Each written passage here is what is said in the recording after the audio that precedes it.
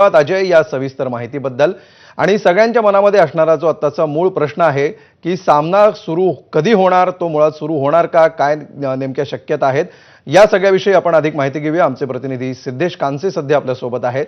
सिद्धेश, सगळ्यांच्या मनात सध्या हाच प्रश्न आहे की सामना कधी सुरू होऊ शकतो आणि तो सुरू होणार आहे का, काय याबाबत नक्की चित्र दिसतंय या क्षणाचं? अमोल, गेले 2 तास नवी मुंबईमध्ये सतत पाऊस सुरू होता, पण सध्या पावसानं तिथे उघडीप दिली आहे। पण असं असलं तरी अजूनही कव्हर्स ग्राउंडवरचे जे आहेत ते तसंच आहे, आउटफील्ड ओली आहे। त्यामुळे आता सामनाधिकारी पंच मैदानात येऊन पाहणी करतील आणि त्याच्यानंतर ठरेल की आज सामना होणार आहे की नाही। पण प्रयत्न असा राहील की आजच्या दिवसात हा सामना पूर्ण करणं। त्यासाठी रात्री 9 वाजताचा कटिंग ऑफ टाइम देण्यात आला आहे।